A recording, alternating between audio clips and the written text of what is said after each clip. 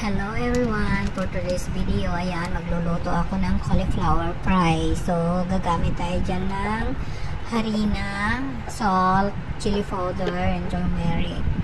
Tapos, konting tubig.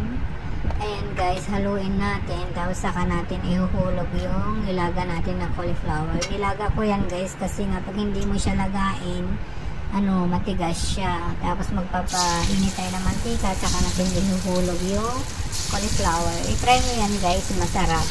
Malutong siya para sa chicken. So ayan, ganyan lang ang luto niyan guys. Kung mayroon kayong ganyan, i-try nyo.